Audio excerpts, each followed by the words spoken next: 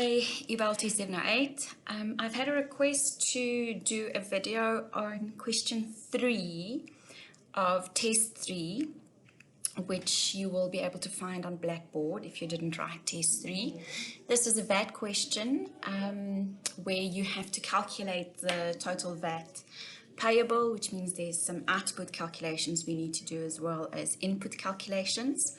Now, if you have a look at the information, and I'm only dealing with the second part of the question. The first part was a going concern discussion. You can have a look at that. But what we have is a vendor, and the specific company has 2 divisions. The first division is known as the sports division and focuses on the sports coaching of children at a number of schools. And then they've got a second division, which is known as the aftercare division. And this division runs a few after-school care centers where children are provided with meals and homework support after school. The question goes on to tell you that because this specific company makes both taxable and exempt supplies, now how do we know that? Aftercare support for schools like creches or daycare or any of those types of things, they are exempt educational services. So we have got taxable supplies, which relates to the sports division, and then exempt supplies, the after-school program that this specific company runs. They make it very easy for us by saying that the Commissioner of SARS has agreed to an input VAT apportionment ratio of 75%. What that means then is when we have to determine how much input VAT we can claim, if something is purchased and used for both taxable and exempt supplies, we can claim 75% of it because that is the portion that relates to taxable. And then it gives us the rest of the information that all documentary requirements has been met and that all transactions have been concluded with registered VAT vendors. And then it goes and gives us the analysis in terms of income as well as expenditure. Now, I'm not going to work through every single transaction. I'm just going to point out a few things, but I really want to encourage you that if you struggle with that, that you have a look at this question. Please note, this does not mean that you can expect a similar type of question in test 4. This is just part of the explanation for things that students struggle with. What I'm concerned about is that if you see I do this video, suddenly that's all you focus on without looking at the new work that you definitely have to start with in terms of studying. So they tell us that we have an analysis of income and expenditure for the 2-month tax period ending 31 July, which excludes the fixed property transaction. You have to go to part A for that. And that, unless otherwise stated, all amounts are inclusive of VAT where applicable. Now, I just want to show you, if you have a look over here, this is essentially what we are going to be working towards. Now, if you have a look, I deal with the output VAT first. Indicate, I have a column over there that shows this is the effect for output VAT. The mark allocation is indicated in red. And I need you to also have a look at how the layout or the structure looks. I deal with each amount and I provide a reason for every amount that I deal with, similar to what we do when we do a taxable income calculation for normal tax. So over here, we have fees charged to pupils for sport coaching services. Those are taxable supplies, which means we multiply the 322 consideration with 15 over 115. Fees charged to pupils for after school care services. Those are exempt supplies, which means we will not have an effect in terms of output VAT. Sale of second-hand sporting equipment to non-vendors. Ladies and gentlemen, if you are a registered vendor, it doesn't matter whether you sell to vendors or non-vendors. It doesn't matter whether it's new or used goods. You have to levy output VAT. Go back to section 7.1a. And we therefore have to account for VAT on that 29,900. And then we have an indemnity award. And that indemnity award, of course, means that we received a payout from an insurance company.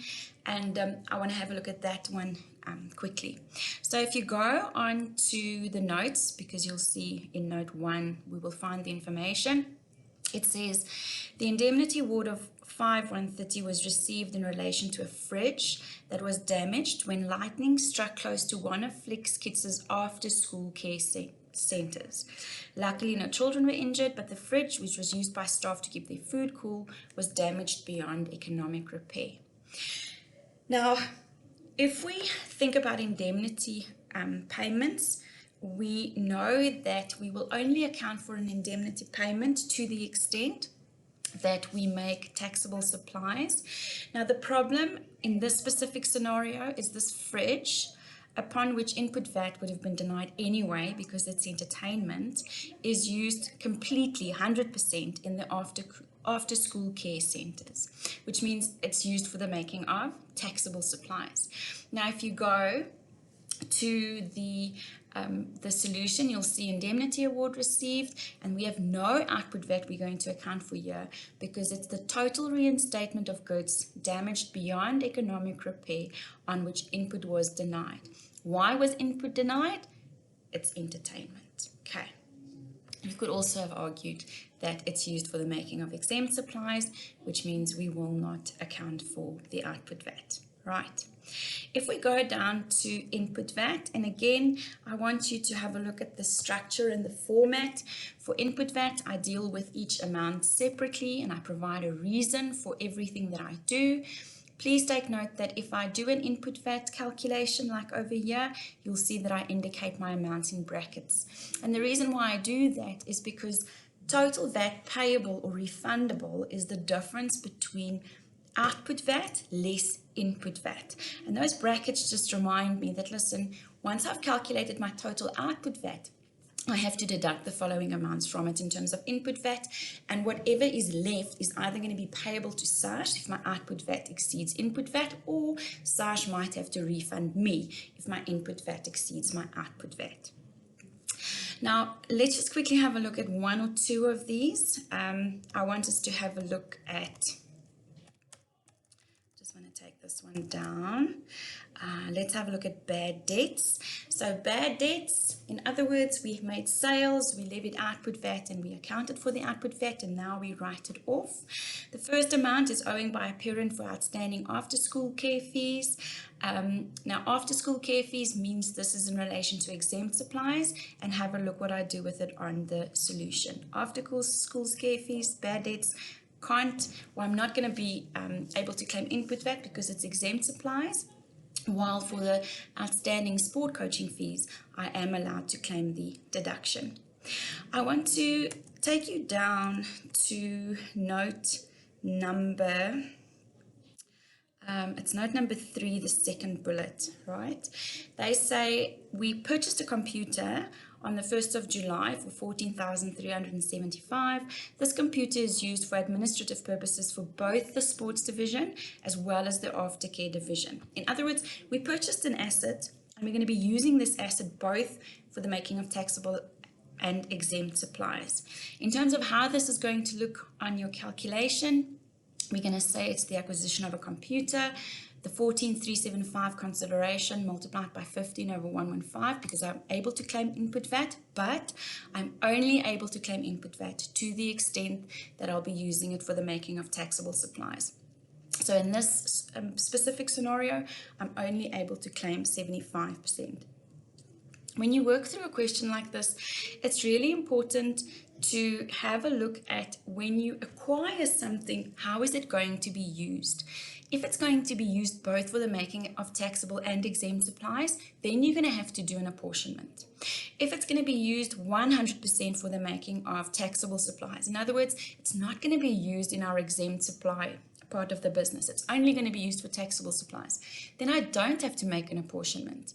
If it is something that I purchase and I'm only going to be using it for the making of exempt supplies, then of course, again, I don't have to make an apportionment. I know that I can't claim because I can only claim input VAT to the extent that it is used for the making of taxable supplies. Right. I hope this helps when you work through question 3 of test 3.